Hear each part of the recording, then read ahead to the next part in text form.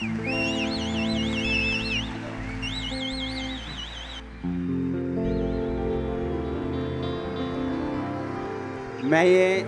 ये चाहता हूं कि बाइबल में लिखा है जिसको सम्मान देना चाहिए उसका क्या करो, सम्मान करो। लेके आओ। सुनो सुनो सुनो सुनो, आप जानते हैं कि इनकी डाइट से मेरी आंखों के सामने लोग हील हुए हैं, मेरी आंखों के सामने।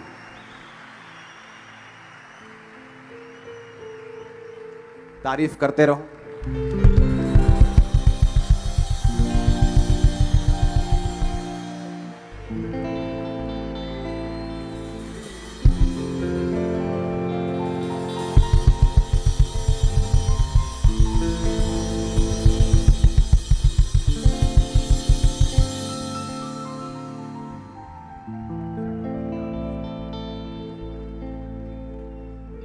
और इनके साथ डॉक्टर्स की टीम भी है। डॉक्टर संजीव सूद जो दयानंद आयुर्वेदिक कॉलेज के प्रिंसिपल हैं, वो भी आ जाओ। और डॉक्टर गगन और डॉक्टर अनु।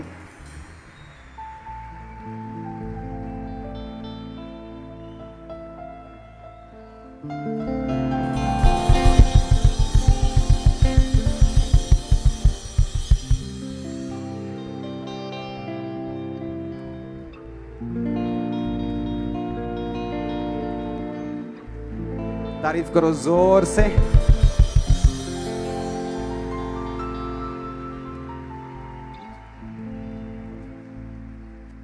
बैठ जाओ बैठ जाओ। हालेलुया।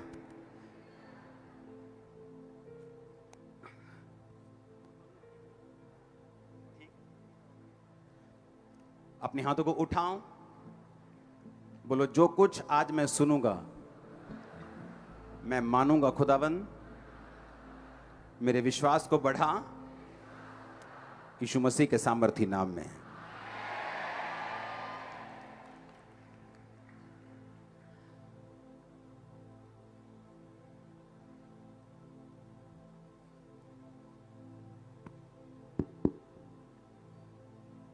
तारीफ करो जोर से।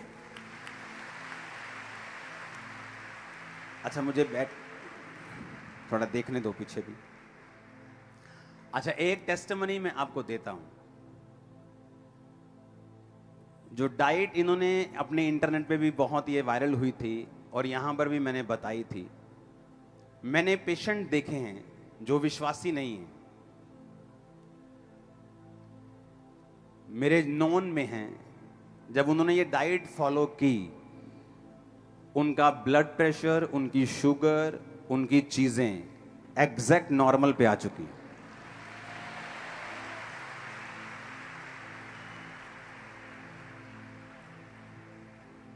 डॉक्टर साहब आप शुरू करो। Thank you thank you. हमारे मित्र एपोस्टल अंकुर नरोला जी,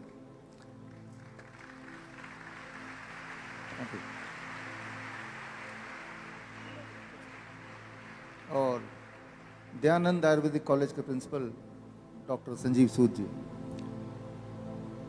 दुनिया में सबसे दुखदाई चीज है बीमार रहते हुए जिंदा रहने की कोशिश में लगे रहना। अगर आप सोचें, गॉड ने हमें इस धरती में भेजा है, क्या हमें दर्द देने के लिए, बीमारी देने के लिए भेजा है?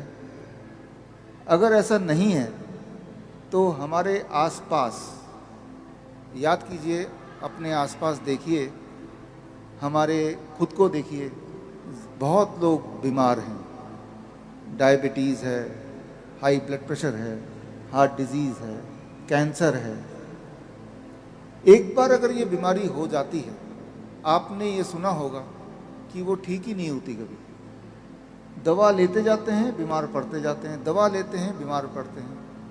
पूरे दुनिया में ऐसा एक भी इंसान नहीं मिलेगा जो ये बोले कि मैंने डायबिटीज़ की दवा ले ली, अब मैं पूरी तरह ठीक हो गया, या मैंने ब्लड प्रेशर की दवा काफ़ी समय तक ली, अब मैं ठीक हो गया, या मैंने हार्ट की दवा ली, मैं ठीक हो गया, या मैंने कीमोथेरेपी कराई, अब मैं ठीक हो गया।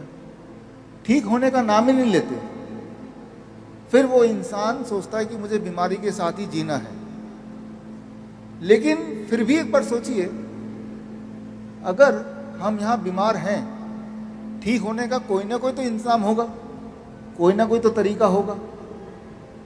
और जो तरीके हमारे पास अभी दिखाई दे रहे हैं दवाई खाने का, वो तरीका काम तो नहीं कर रहा। अगर काम कर रहा होता तो पूरे दुनिया में कम से कम एक इंसान तो उस दवाई को खाने के बाद ठीक हो जाता। अगर तो ऐसा कोई इंसान आपको मिले तो आप मुझसे मिलाइए। दरअसल दवाइयों से इंसान ठीक हो ही नहीं सकता। इस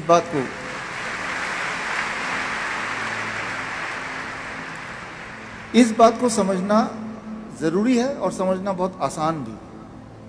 दवाइयों से इंसान ठीक क्यों नहीं हो सकता? इंसान उसी चीज़ से ठीक हो सकता है जो गॉड की बनाई हुई चीज़ है। दवाई इंसान की बनाई हुई चीज़ है। इस बात को थोड़ा आसान भाषा में मैं आपको समझाना चाहता हूँ। पहली बात तो जो हमारे मित्र अंकुर जी ने बोला, आज से 5 साल पहले मुझे आने का मौका मिला और तब ये सब नहीं था जो अभी छत देख रहे हैं हम।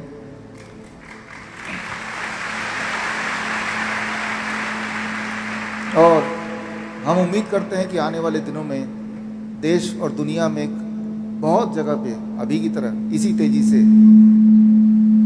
ये सिलसिला फैलेगा।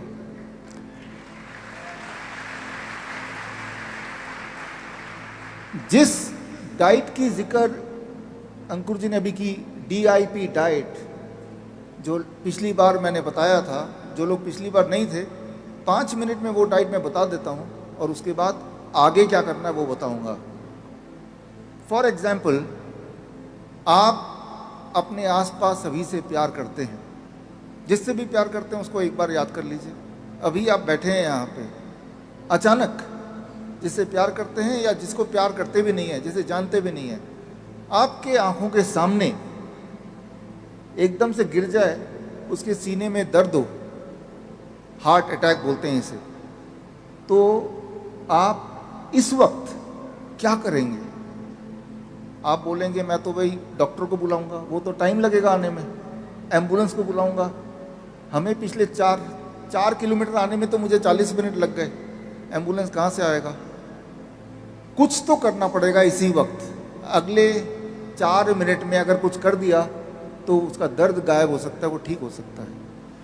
2 ही चीज़ है आपके पास जो ज़्यादा इम्पॉर्टेंट है, उस 2 के बिना आप जिंदा नहीं हैं। सांसों का चलना, धड़कन का चलना। इन दोनों को अगर आपने काबू में कर लिया तो बहुत कुछ आपके काबू में आ जाएगा। तो आज इन दोनों को कैसे काबू में करना है? अपने हाथ से या फिर गॉड के बनाई हुई चीज़ों से, वो हम सीखेंगे। उससे पहले आप में से जिनके माता पिता को डायबिटीज़ है, दवाइयों पे है, ब्लड प्रेशर है, दवाइयों पे है, थायराइड है, दवाइयों पे है, जोड़ों के दर्द है, दवाइयों पे है, आज एक बार फिर से वो DIP डाइट में आपको बोलता हूँ, आप याद रख लीजिए, कीजिएगा ज़रूर, ताकि दवाई उनकी छूट जाए, वो पूरी तरह स्वस्थ हो जाए। करना क्या होगा? बहुत ही आसान है। 12 बजे तक, सुबह जब भी उठें 12 बजे तक सिर्फ और सिर्फ फल खाना है।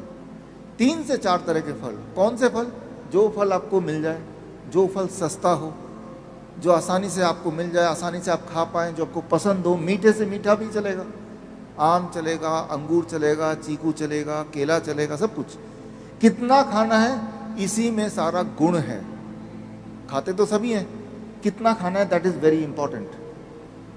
आपके वजन को 10 से गुणा कर दीजिए। मेरा वजन है 70 किलो, 10 से गुणा करूँगा 700। अब इसको ग्राम कर दीजिए। कम से कम 700 ग्राम खाना है। यानी कि कल सुबह या फिर परसों, कल तैयारी कर लीजिए, जो भी आपके घर में डायबिटीज़ की दवा ले रहे हैं, कोलेस्ट्रॉल की दवा ले रहे हैं, बीपी की दवा ले रहे हैं, चुपचाप उनके वजन के मुताबिक, जैसे मैंने बताया, प्लेट आप अपने हाथ से बना के 4 तरह के फल अपने पसंद के डाल दिया कि यही उनका नाश्ता है। उससे भूख नहीं मिट रही तो क्वांटिटी बढ़ सकती है जितनी चाहे, लेकिन 700 ग्राम तो खाना ही है। मेरे लिए 70 केजी, कोई 60 केजी तो कम से कम 600 ग्राम तो खाना ही है। उसके अलावा कुछ नहीं खाना है 12 बजे तक। रोटी, सब्जी, ब्रेड, नूडल, चाय, कुछ नहीं। 12 बजे अब आता है लंच, दोपहर का खाना। पहले प्लेट वन में सलाद खाना है। कितना? आपके वजन इंटू 5। मेरा वजन है 70 केजी इंटू 5, 350 ग्राम। 350 ग्राम से कम खाऊंगा तो वो खाना है, 350 ग्राम या उससे अधिक खाऊंगा तो वो दवा है। खाना दवा बन गया। सलाद, टमाटर, खीरा, मूली, गाजर, ककड़ी या सलाद पत्ता, लाल, पीली, हरी, शिमला मिर्च, प्याज, 4-5 तरह के कच्ची सब्जी जिनके दांत मजबूत नहीं है, थोड़ा स्टीम कर लिया, थोड़ा उबाल लिया। लेकिन फॉर्मूला ये कि कितनी क्वांटिटी। इतना खाने के बाद 350 ग्राम, अब आप खाएंगे रोटी, सब्जी, दाल, चावल, जो खाना चाहते हैं वो खाएंगे, जो आप रोज खा रहे हैं वही खाएंगे। डिनर 7 बजे से पहले खत्म कर दें, और डिनर में भी वही करें जो मैंने अभी बताया। लंच के लिए दोपहर का खाना और रात का खाना एक जैसा। 2 चीज छोड़ दें।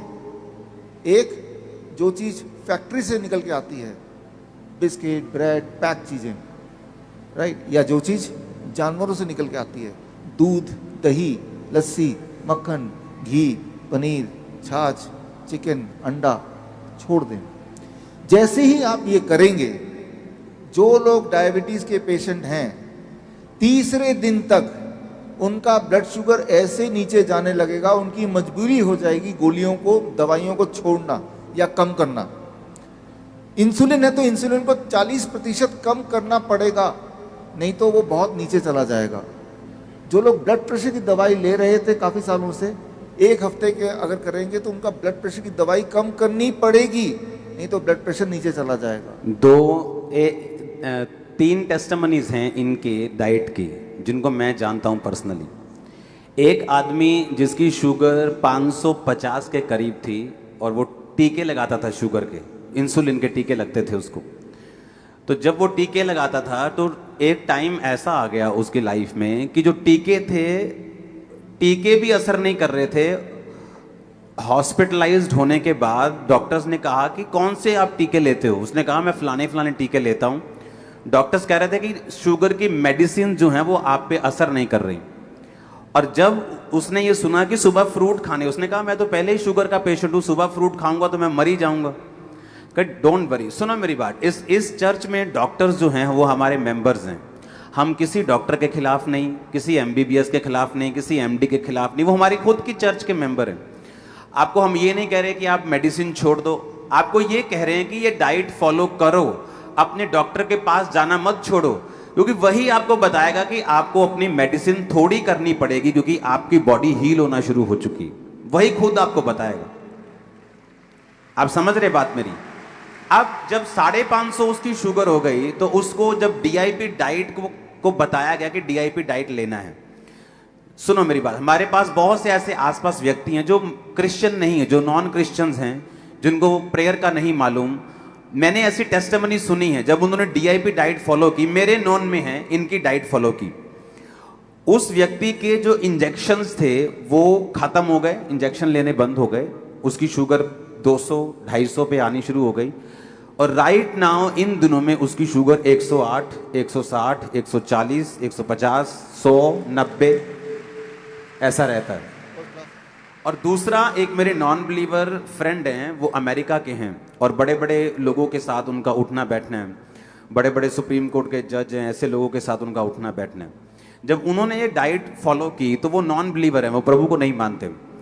तो उनकी खुद की मुंह की टेस्टिमनी है कि ऐसा कैसे हो सकता है कि मेरा बीपी जो दवाइयों से कम नहीं हो रहा वो इस डाइट से कम हो चुका है। जस्ट मॉर्निंग वो क्या करते थे, सुनो मेरी बात, जिनको बीपी की गोली भी लगी हुई, मॉर्निंग उठ के नारियल पानी पीना, साथ में कच्चा लहसुन, एक कच्चा लहसुन खाना, उसके बाद जितना भार है 80 किलो भार है तो 800 ग्राम फ्रूट खाना, दोपहर को 80 किलो भार है तो 350-400 ग्राम, 400 ग्राम वैसे बनता है लेकिन वो कम ही खाते लोग, 300-400 ग्राम सैलेड खाना। जब खत्म हो जाए, सैलेड फिनिश हो गया, तो उसके बाद जो भी चपाती, भार कम करना है तो 1 चपाती, भार बढ़ाना है तो 2 चपाती, वो आप पे डिपेंड करता है कि आपने मैंने कम करना था, मुझे कोई प्रॉब्लम नहीं फिजिकली, लेकिन मुझे वेट कम करना था, मैंने DIP डाइट से 20 किलो वेट कम किया है, बिना किसी प्रॉब्लम, बिना किसी मेडिसिन इमरजेंसी, जस्ट वेट कम किया। पहले से कहीं अधिक हेल्थी, कहीं अधिक स्ट्रांग, कहीं अधिक एनर्जेटिक। कैसे? सिर्फ दोपहर को सैलेड लेना है, साथ में नहीं खाना रोटी के, रोटी से पहले खाना है।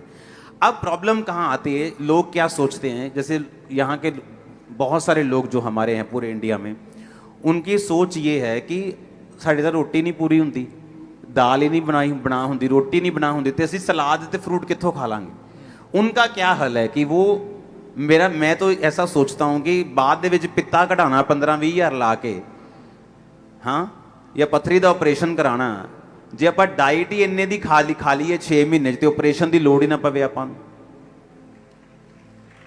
सही बात। ये ज्यादा वधिया कि पित्ता घटाना ज्यादा वधिया? अच्छा, जिन सिस्टर्स को यूट्रस की प्रॉब्लम है, जिनको सिस्ट हैं, अब यहां पे परमेश्वर सिस्ट को प्रार्थना से बाहर निकालता है, लेकिन मैंने फिर कहा डाइट इंपॉर्टेंट है। यीशु मसीह ने कहा, बाइबल में बहुत सारे इसके जिक्र हैं, जैसे लेवी व्यवस्था 11 उसकी 1 से 31 से बाइबल में जिक्र है कौन सा फल कौन सा मीट खा सकते, कौन सा चीज नहीं खा सकते।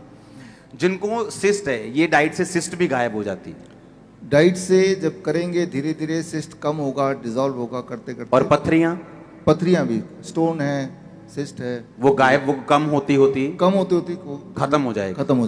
और जो आपको पेन है, मान लो एक बंदे के गुर्दे में स्टोन है 10 mm का, उसको पेन रहता है, जब वो ये डाइट फॉलो करता है, जस्ट 3, 4, 5, 6 दिन हफ्ते में उसका पेन कम होना शुरू हो जाए। जब पेन कम हुआ, इसका मतलब वो पथरी का साइज छोटा हो रहा है, और असर हो रहा है। तो ये इनके लिए निशानी होगी, हाँ, कि जो भी सिम्टम इनके बॉडी में है बीमारी का, वो डाइट से कम होना शुरू होगा। अगर वो लगातार फॉलो करेंगे तो वो गायब हो जाएगा। ये ब्लेसिंग है आप लोगों के लिए।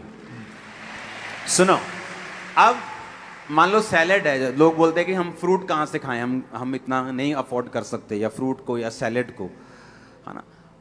जो सिस्टर डॉक्टर हमारे पास आपके साथ आई हैं, तो हम बात कर रहे थे, आपने फ़ोन पर भी हमने बात की कि जो ब्रेन के पेशेंट हैं, अगर वो कनक खाना छोड़ दें, आटा खाना छोड़ दें, तो वो हील हो जाते हैं।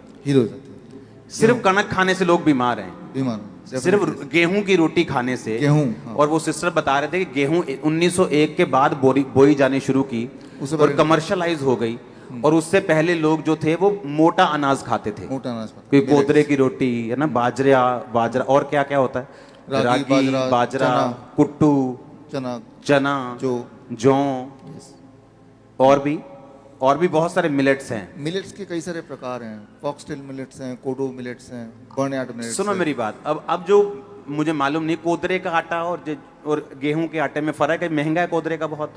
नहीं, महंगा नहीं है, सेम रेट है ना, थोड़ा कम से कम। अगर मुझे हेल्थी रहना है, अगर आपको हेल्थी रहना है, आटे को, गेहूं को अपनी जिंदगी से निकाल दो, दूसरी रोटी ऐड कर दो, आप बॉडी में फर्क देखना कितना होगा। जस्ट आटा चावल निकाल दो। मैं तो लंगर वालों को भी बोलूंगा एक दिन कि आटे की रोटियां बंद करो, इनको कोदरे की रोटियां खिलाओ, रागी की रोटियां खिलाओ, जौ की रोटियां खिलाओ, बाजरे की रोटियां खिलाओ। आप मेरी बात समझ रहे कि नहीं?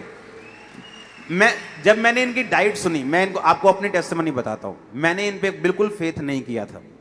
जैसे चर्च पे आके लोग फेथ नहीं करते ना, हीलिंग नहीं होती, झूठ बोलते हैं।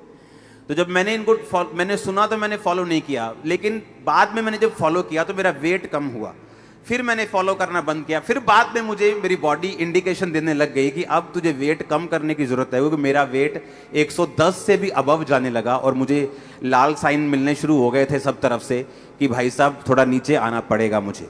और हेल्थी वे में वेट कम करने का इससे अच्छा तरीका मुझे कभी नहीं मिला। ये मुझे बता रहे थे कि अगर आपको हीलिंग करनी है, आपको पथरी गायब करनी है, आपको सिस्ट गायब करनी है, 7 बजे के बाद खाना बंद कर दो। आपने कहा 7 बजे के बाद। कि 7 रात को, वो क्यों? ये एक बहुत इंपॉर्टेंट बात है, इसको समझना ज़रूरी है। आपको खाना है 7 AM to 7 PM, 7 बजे से 7 बजे तक। अब जो 7 PM शाम को 7 बजे से लेके अगले दिन सुबह 7 बजे तक जब नहीं खाएंगे, जैसे फास्टिंग बोल सकते हैं, आपने कुछ खाया नहीं, याद रखिए आपका बॉडी लगातार उसको खाना चाहिए। जब आप खा नहीं रहे तब भी, तो क्योंकि आप खाना नहीं खा रहे हैं तो बॉडी क्या करती है, आपके अंदर जो सिस्ट बना हुआ है, स्टोन बना हुआ है, उस स्टोन को अगर आप निकाल के माइक्रोस्कोप में देखेंगे तो उसके अंदर कैल्शियम मिलेगा, मैग्नीशियम मिलेगा, विटामिन मिलेगा, प्रोटीन मिलेगा। वो सारी चीज़ें जो बॉडी को ज़रूरत है, वो कोई ख़राब चीज़ नहीं है। तो जब खाना नहीं खाते हैं तो बॉडी को न्यूट्रिशन कहाँ से मिलता है? बॉडी उस स्टोन को तोड़ के उसमें से न्यूट्रिशन निकालता है और उसको अपने लिए यूज़ करता है। तो इसे कहते हैं साइंटिफिक भाषा में ऑटोफेजी। तो एक तरफ तो आपको उस स्टोन से आपका छुटकारा हो गया और बॉडी को न्यूट्रिशन भी मिल गया। और अगर किसी को थायराइड है, किसी को हार्मोन इम्बैलेंस है, आपने कब बताया कि ये डाइट उसके हार्मोन इम्बैलेंस को भी ठीक करती है?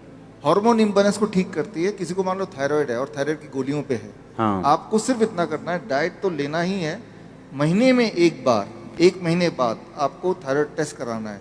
और जैसे जैसे थायराइड नॉर्मलाइज होता जाएगा वैसे वैसे डॉक्टर की सलाह के साथ दवाइयों को धीरे धीरे हटाना भी जरूरी है, राइट? नहीं तो क्या है, वो तो खुद ही आपका डॉक्टर हटाएगा, हम डॉक्टर्स के खिलाफ नहीं। जब आपका थायराइड कम होना शुरू होगा, वो डॉक्टर बताएगा भाई साहब थायराइड नीचे जा रहा है, मेडिसिन कम कर दो, फिनिश कर दो, और एक दिन आप कंप्लीट हील होंगे। यस। तो थायराइड में 3 महीना नॉर्मली लग जाता है लोगों को दवाई से छुटकारा पाने में। जो और आपने, जैसे मैंने जो पेशेंट देखे हैं हील होते, वो है ये स्टोन के, बीपी के और शुगर के, लेकिन आप बता रहे थे कि कैंसर भी इससे हील होता है। हाँ, अभी जो मैंने आपको बताया जस्ट नाउ, कैंसर के पेशेंट को हम 10 घंटे के अंदर खाने बोलते हैं। मान लो आपके आसपास कोई कैंसर का पेशेंट है, तो या मेरे पास अगर कोई आता है, 9 बजे सुबह से लेके शाम के 7 बजे तक ही आप खाओ, तो 14 घंटा वो नहीं खा रहा खाना। 14 घंटे नहीं खाना, नहीं खाना, जस्ट 9 बजे सुबह खाना शुरू करना। और खाना यही है, खाना यही है। मतलब सुबह अगर वो 70 किलो का है, वो 700 ग्राम फ्रूट खाएगा, यस, दोपहर को वो 350 ग्राम पहले सलाद खाएगा, सलाद खाएगा, और उसके बाद रोटी खा सकता है कैंसर वाला। डिपेंड करता है कौन सा वाला कैंसर है, किस स्टेज में पहुंचा हुआ है। अगर ज़्यादा पेन वाला कैंसर है, ट्यूमरस ग्रोथ हो गया है, उसे तकलीफ बढ़ गई है, तो जो प्लेट 2 है, कुक्ड फूड जिसे बोलते हैं, उसे हम बंद करा देते हैं। अच्छा, कुक फूड नहीं खाना, नहीं खाना। फिर क्या खाना है? Salad, smoothies, smoothies, fruit juice, vegetable juice. या स्मूदीज आप बताओ लोगों को क्या होता है ये? स्मूदी बड़ा आसान है, आप कोई भी 3-4 कच्ची सब्जी ले लो, मिक्सी आपके पास होता ही है, टमाटर ले लिया, खीरा ले लिया, मूली उसका ले लिया, जूस नहीं, स्मूदी बनाना है। स्मूदी, उसको आप मिक्सी में डाला, ऊपर से थोड़ा पानी मिलाया, वो जब मिक्सी चलेगा तेजी से तो वही चीज लिक्विड में आ जाएगा, ठीक है ना, यानी कि वही लिक्विड फॉर्म में आ और गया। उसको छानना नहीं है, छानना नहीं है, और उसको हाँ। पीना है। 1 गिलास पीने में 15 मिनट लगाना है। जल्दी जल्दी पियेंगे तो वो फूड है, धीरे धीरे उसको कंज्यूम करेंगे तो वो मेडिसिन है। दोनों अलग अलग इफेक्ट है। तो इसे हम स्मूदी बोलते हैं, fruit smoothie, vegetable smoothie, vegetable soup खा सकते हैं, या नट शेक, बादाम का दूध जिसे बोलते हैं। बादाम आपने लिया कम से कम 10-15, उसको पूरी रात भर भिगो दिया, सुबह उस बादाम को लिया, मिक्सी में डाला, थोड़ा पानी या नारियल पानी डाल दिया, एक केला भी डाल दिया अंदर, और उसको घुमा दिया, तो वो बन जाएगा नट शेक। नट दूध जैसे बन जाएगा, दूध की तरह बन जाएगा, दिखने में दूध की तरह लगेगा, बड़ा ही स्वादिष्ट लगेगा, बड़ा ही ताकतवर होगा। खास तौर पे जो लोग जिम में जाते हैं उनको भी ये ले सकते हैं। लेकिन मैं अभी कैंसर की डाइट की बात कर रहा हूँ कि ये सारी चीजें हैं जो वो ले सकते हैं या लेना चाहिए पूरे दिन भर में। और जो सेकंड प्लेट है उसकी जगह उसने पत्ते खाने हैं या क्या खाना है? पत्ते या तो खाएं या फिर उसको पिए। अच्छा, हाँ, स्मूदी बना के या पत्तों का जूस बना के, पालक का जूस सबसे अच्छा, या लाल और हम बोलते हैं रेड ग्रीन जूस, चुकंदर का जूस और पालक का जूस। अगर 1 गिलास आप पीते हैं, 1 गिलास मतलब 250 ml, एक बड़ा गिलास आप पीते हैं धीरे धीरे करके, तो वो बहुत ताकत देगी। एक बात याद रखिए, जो हरे पत्ते का जूस होता है उसका केमिकल स्ट्रक्चर हमारे खून से मिलता जुलता है। मतलब जो हरा जूस है वो हमारे हाँ। खून से मिलता है उसका स्ट्रक्चर। हाँ, क्लोरोफिल का structure that is similar to the blood का स्ट्रक्चर। तो ये बात बन गई। हमारे बॉडी में जो खराब खून घूम रहा है जिसकी वजह से कैंसर है, उसकी जगह पे अच्छा खून बनने में आपका हरा जो जूस है वो मदद करेगा। एक टेस्टिमनी मैं आपको देता हूँ। एक व्यक्ति है, उसको जब उसको चेक करवाया तो उसका हार्ट बहुत दर्द करता था और बता ना उसको, जैसे पंजाबी में बोलते हैं ना, उसको घबराहट होती थी बहुत। तो जब उसको चेक करवाया गया तो उसका बीपी 180 190 था। तो उसको जब डाइट पे दिया गया, डाइट पे लगाया गया, आप इमेजिन नहीं करोगे, विदाउट मेडिसिन मॉर्निंग वो नारियल पानी के साथ कच्चा लहसुन, उसके साथ फ्रूट, उसके बाद सैलेड, उसके बाद रोटी, सेम व्यक्ति बीपी 120 80 पे आ चुका है। एवरी डे चेक करते उसको। फर्स्ट क्लास, ऐसे ही होता है। Yes yes. और पहले में मुझे बिलीव नहीं था, मैं सोचता था कि यही तो हम खाते हैं शुरू से, वही खा रहे हैं, तो बीमार है कोई तो वो वही तो खा ही रहे हैं।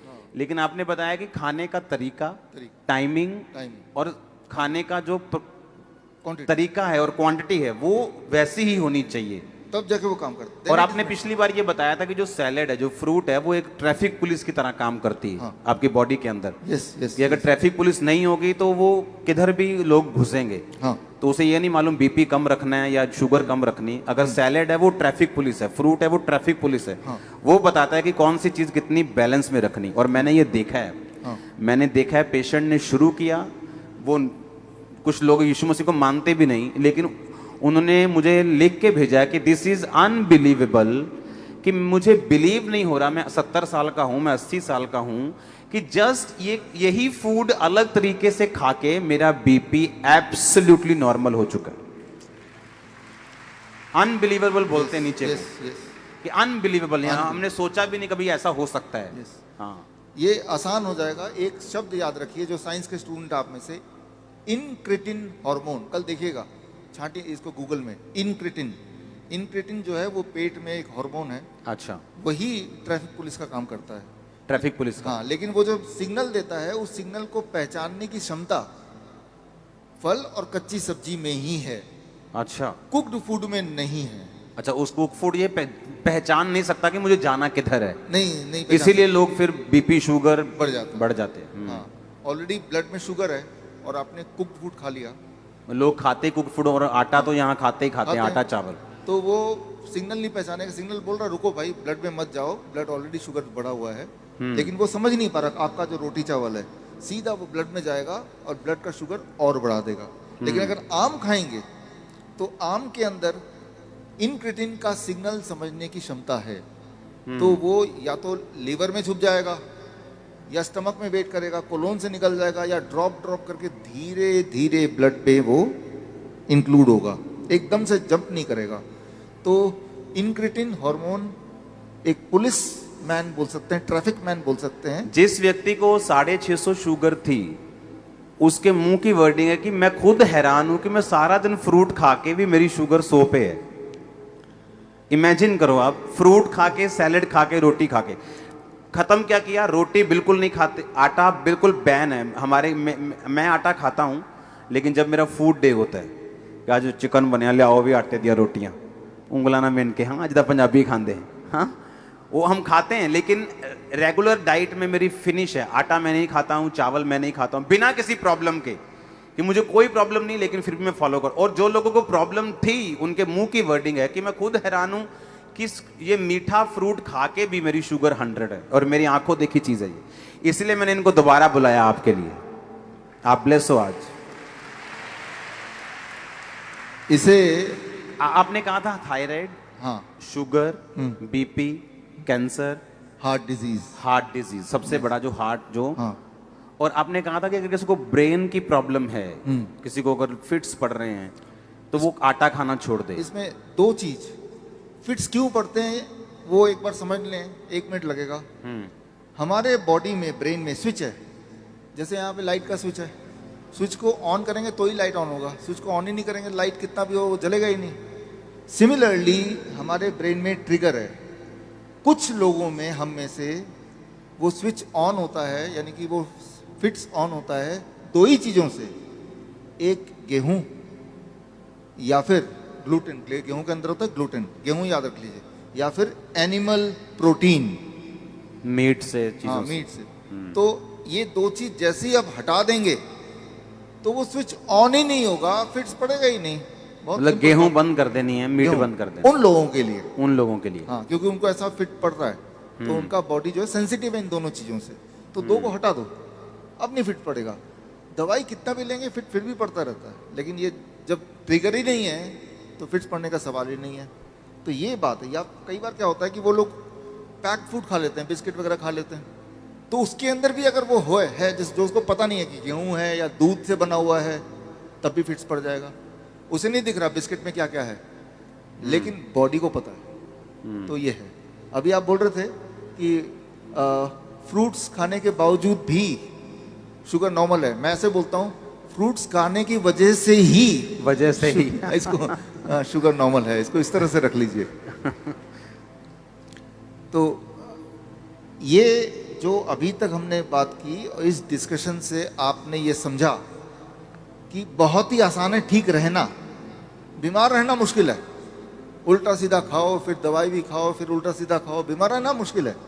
बीमार ना रहना आसान है। सिर्फ इतना करें, अगर तो बीमार नहीं है तो होंगे नहीं, और अगर हैं तो हर दिन आपको दिखेगा आप ठीक होते चले जाएंगे। कैसे पता चलेगा ठीक हो रहे हैं? आपको पता चलेगा, आपकी ताकत बढ़ जाएगी, आपके जो पेन है वो कम हो जाएगा, उससे पता चलेगा। डायग्नोसिस ना भी करें तो भी पता चल जाएगा। इससे होगा कि आप ठीक हो रहे हैं।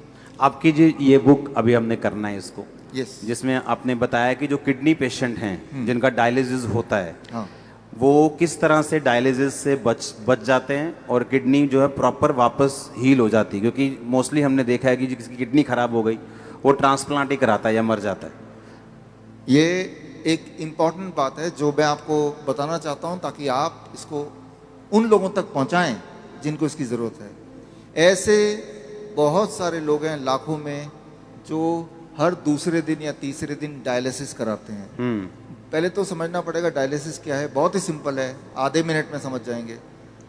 आप जो भी कुछ खाते हैं पीते हैं, उसमें कुछ चीज़ें बॉडी उपयोग में लाता है, एनर्जी में कन्वर्ट करता है, कुछ चीज़ें बॉडी यूज़ नहीं कर पाता है, तो आप यूरिन, पेशाब के रास्ते उनको बाहर फेंक देते हैं। तो वो पेशाब कैसे बनता है? वो किडनी का काम होता है। उसके अंदर वो सारी चीज़ें हैं पेशाब में जो बॉडी को नहीं चाहिए, तो बॉडी ने उसको बाहर भेज दिया। क्रेटनाइन है, यूरिया है, यूरिक एसिड है, ऐसे बहुत सारी चीज़ें, छोटे मोटे प्रोटीन हैं अलग अलग तरह के, जो बॉडी को नहीं चाहिए। तो बॉडी ने पेशाब किया।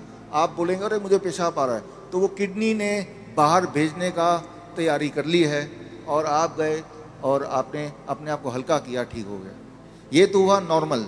आपका बॉडी खुद ही आपका डायलिसिस कर रहा है। डायलिसिस ये है, हमारा बॉडी हमारे अंदर की जो चीज़ जो हमें नहीं चाहिए वो बाहर फेंकने का रास्ता बनाया, इसे कहते हैं डायलिसिस। यानी कि हमारे सबकी बॉडी करती है इसको। अगर वो करना बंद कर दे, किडनी अपना काम करना बंद कर दे, अब जब मैं पानी पी रहा हूँ और बॉडी को उनमें से कई सारी चीज़ नहीं चाहिए, लेकिन बाहर का रास्ता बंद है, तो बॉडी क्या करेगा?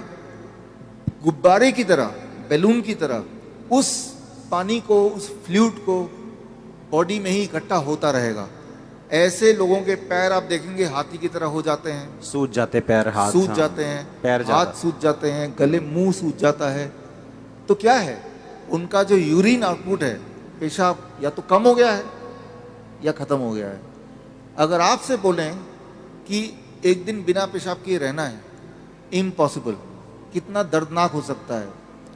और ऐसे लोग फिर मशीन की मदद लेते हैं।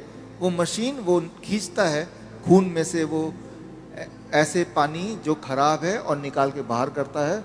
इसका मतलब हर दूसरे दिन उसको ऐसा करना पड़ता है, और दूसरे दिन तक बॉडी में पानी जमा रहता है। और जबकि बॉडी में पानी जमा रहेगा तो उसका हार्ट के ऊपर भी बोझ है, लंग्स के ऊपर भी बोझ है।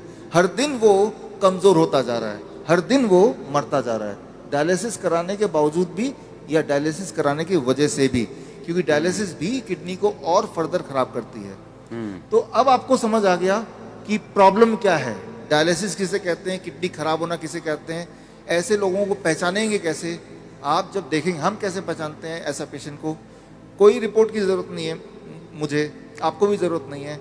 आप सिर्फ ऊपर से नीचे देखेंगे, अगर पैर हाथ में सूजन है थोड़ा बहुत भी, तो समझ लीजिए कि किडनी फेलियर की तरफ आप बढ़ चुके हैं।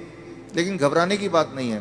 पहली बात, जब सूजन होती है बॉडी में पानी जम जाता है तो सांसें भी नहीं ले पाता है, मुश्किल से लेता है, तो ये भी गड़बड़ है। वो चलता है, थक जाता है, ये भी गड़बड़ है। तो ये तो हो गया। अब करना क्या है, सोल्यूशन क्या है? आपके बॉडी के अंदर से पानी को निकालना है। उसके लिए बड़ा आसान गॉड का दिया हुआ सोल्यूशन आपके पास ही है इसी वक्त। तीसरा kidney, third kidney. Third kidney किसे कहते हैं? आपका स्किन, सबसे बड़ा बॉडी का ऑर्गन। आपके स्किन में देखेंगे छोटे छोटे छेद हैं, है ना? तो ये जो छेद हैं, ये छेद से पसीना निकलता है। आप पसीने का एक बूंद लीजिए, पेशाब का एक बूंद लीजिए, दोनों को लैब में ले जाइए। अब पूछिए कि इसमें क्या है। पेशाब के एक बूंद में क्रेटिनाइन, यूरिया, यूरिक एसिड, वो सारा कुछ मिलेगा जो पसीने के एक बूंद में मिलेगा। अच्छा। हाँ, यानी कि पसीना और पेशाब सेम है, अलग अलग नहीं है, बिल्कुल सेम है। केमिकल कॉम्पोजिशन दोनों का सेम है। उसमें भी सोडियम है, उसमें भी सोडियम है, उसमें भी पोटेशियम, उसमें भी पोटेशियम है। आपका पसीना एक तरह से बॉडी का पेशाब का ही एक और फॉर्म है। आपका जो स्किन है, ये भी भगवान का बनाया हुआ इमरजेंसी किडनी है, इमरजेंसी किडनी। तो उस इंसान का जिसके दोनों किडनी खराब हो गए हैं, अब क्या करेंगे? ये जो स्टेपनी है, मैं इसको स्टेपनी बोलता हूँ। आपकी गाड़ी का एक टायर पंचर हो गया, आप स्टेपनी यूज करते हैं ना, तो हम बोलते हैं कि ये स्किन को यूज कर लो, स्किन से बाहर निकाल दो। अब सवाल आता है स्किन से कैसे निकालें? स्किन से निकालने के तरीके, अभी जो बाथटब, अगर आप सुनाई दे रहा है, बाथटब का वीडियो प्लीज चला दें। ओके, चलाओ वीडियो बाथटब का। हमारे हॉस्पिटल में, हिम्स हॉस्पिटल है, डेराबस्सी में है, अभी जलंधर में भी खुल गया है। आप देखिए यहाँ पे वीडियो। ये जो लोग आप देख रहे हैं, ये पानी के टब में बैठे हुए हैं। पानी का टेम्परेचर याद रखिएगा 40 डिग्री सेल्सियस पे है। पानी गले तक है। गले तक पानी अगर हो, उसका टेम्परेचर अगर 40 डिग्री सेल्सियस मेंटेन कर पाएं, और ये लोग अगर 2 घंटे बैठ पाएं, तो 2 घंटे के अंदर 2 घंटे सुबह शाम के एक ही बार, एक बार, या फिर 1-1 घंटा 2 बार। अच्छा। ऐसा करने से, ये सारे किडनी पेशेंट हैं, ये वो पेशेंट हैं जो हर दूसरे तीसरे दिन डायलिसिस कराने जाते थे, लेकिन अब वो जाते नहीं हैं। क्यों? क्योंकि वो अब ऐसा करते हैं, इससे उनकी तीसरी किडनी से वो सारा जो मल है, जो पेशाब के रास्ते नहीं निकल पा रहा था, वो निकल जाता है। पहली बात। दूसरी बात, और ऐसे टप में, कोई भी टप में बैठ जाना है, कोई भी टब में, कोई भी टप हो, और उसमें जो पानी है उसे 40 डिग्री पे ही रखना है। 40 डिग्री पे रखना है। और नापना कैसे? थर्मामीटर से। थर्मोमीटर आप 150-200 रुपए का मिल जाएगा। पानी नापने वाला, जो पानी नापने स्पेशल वाला थर्मामीटर, स्पेशल थर्मोमीटर 150-200 में मिल जाएगा। हाँ, कहीं उसको चेक करते रहना कि वो 40 डिग्री पे मेंटेन रहे। मेंटेन रहे। अगर कम हो गया, गर्म पानी डाल लेना है, गर्म पानी डाल देना, 2 घंटे बैठना है। 2 घंटे बैठना है। ये टेम्परेरी सोल्यूशन है कि किडनी हील भी होगी? इसमें मैं आता हूँ। हाँ, ये किडनी हील होगी, लेकिन कैसे? 2 चीज होगा उसके साथ। आप अगर ये करेंगे तो एक्सपेरिमेंट करने के लिए उस इंसान का पहले आप बोलिए कि वजन करे, क्योंकि वजन में वो अंदर पानी है। 2 घंटे बाद दोबारा वजन करेंगे तो आधा किलो, 1 किलो, 1.5 किलो वजन कम मिलेगा। मतलब बाहर आ गया, वो बाहर आ गया। पहली बात। आप एक और काम करें, उनके पैरों के सूजन के फोटो खींच लें, 2 घंटे बाद दोबारा देखें, अरे सूजन कहाँ गया? अरे बाहर चला गया, उसको बॉडी ने बाहर भेज दिया। एक और काम करें, किडनी पेशेंट की एक दिक्कत होती है, उनका बीपी बहुत हाई रहता है। क्यों? गुब्बारे को जैसे फुलाएंगे तो प्रेशर बढ़ गया ना, तो बॉडी भी तो गुब्बारे की तरह फूल रही है, पानी अंदर डल डल के, तो प्रेशर बढ़ता जा रहा है। तो चाहे कितनी भी दवा खा लें किडनी का पेशेंट, प्रेशर उनका बहुत ज्यादा होता है, ब्लड प्रेशर। अच्छा। लेकिन तो अब पहले प्रेशर नाप लें, ज्यादा ही मिलेगा, 200/100। अब पानी में बिठाएं, और अब पानी में बिठाने के बाद 2 घंटे बाद दोबारा प्रेशर नापें, तो प्रेशर कम हो जाएगा। कम से कम 40 यूनिट कम हो जाता है, किसी का 20 यूनिट कम हो जाता है, लेकिन कम जरूर होता है, हर एक का कम होता है। तो जो मेन सिम्टम होते हैं किडनी पेशेंट के, वो सारे सिम्टम एक क्लासिक सिम्टम होता है। मोस्टली बोलते हैं कि किडनी आपकी श्रिंक हो गई है जी, किडनी सुंगड़ गई है, सिकुड़ गई है, वो काम नहीं कर रही। हाँ, वो फिर से बढ़ेगी कि नहीं बढ़ेगी? ऐसे ही रखना पड़ेगा पेशेंट को? ये बड़ा इंटरेस्टिंग है। ये सवाल बहुत सारे पेशेंट ठीक होने के बाद भी पूछते हैं ठीक होना कैसे पता चल गया कि अब उनको ये करने की जरूरत नहीं है। 3 महीना लगातार करने के बाद अब करने की जरूरत ही नहीं है। अब पेशाब भी नॉर्मल हो रहा है, सूजन भी नहीं आ रही है, ब्लड प्रेशर भी नॉर्मल है, नहीं ठीक हो गया। लेकिन वो क्रिएटिनिन और यूरिया, क्रिएटिनिन भी नॉर्मल आ गया, यूरिया भी नॉर्मल आ गया, यूरिक एसिड भी नॉर्मल है, सारा कुछ नॉर्मल हो गया, हाँ, ब्रीदिंग भी नॉर्मल है। साइज किडनी का। अब आता है साइज। तो साइज के लिए वो बोलता है तो डीटीपीए स्कैन करने बोलते हैं। हालांकि हम रिकमेंड नहीं करते, लेकिन स्कैन कराते हैं। तो पहले वाला साइज उसके पास था, पहले भी स्कैन कराया था, 3 महीने बाद दोबारा स्कैन कराते हैं। तो स्कैन में वो साइज बढ़ी हुई दिखाई देती है, मतलब वो किडनी जो है वो बढ़ चुकी है, बढ़ चुकी है, फिर से साइज उसका अच्छा हो रहा है, अच्छा हो गया। और ये स्कैनिंग बताती है। हाँ, और वो जो स्कैनिंग बताती है, वो स्कैन पहले और बाद के वो किताब में है। और ये किताब मैं चाहता हूँ कि आपके हाथों से इसका लॉन्च हो जाए। हाँ ठीक है। हाँ, और ये जो किताब को बनाने में, ऑब्जर्वेशन स्टडी में जिन्होंने मुख्य भूमिका निभाई है, हमारे डॉक्टर संजीव सूद जी हैं। आप भी एक बार आ जाएं। डॉक्टर गगन है, ये भी आ जाएं। दयानंद आयुर्वेदिक कॉलेज में इन्होंने हमारे साथ मिलके हमें मदद करते हुए इस चीज़ को दुनिया तक पहुंचाने के लिए काम किया। प्लीज़ आ जाएं डॉक्टर अनु, प्लीज़ कम। किताबें और भी हैं, 2 ले आते हैं। बैठे रहो, बैठे रहो, बैठे रहो।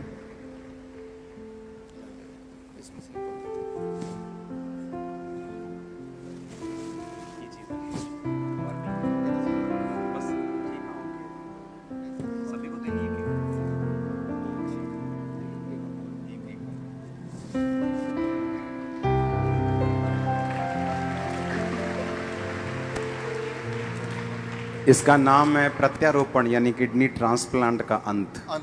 ठीक।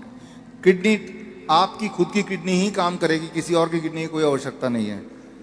भगवान का दिया हुआ किडनी, उसी को स्टार्ट करना है, उसी को काम करना है। तारीफ करो सब।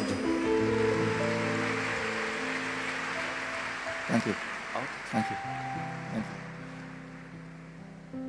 यू। तो अच्छा, हमने कितने ऐसे लोग आपके लोग मोहल्ले में ऐसे आपने देखे होंगे जो किडनी ट्रांसप्लांट नहीं करा सकते, डायलिसिस नहीं करा सकते, मर जाते हैं। देखे कि नहीं देखे?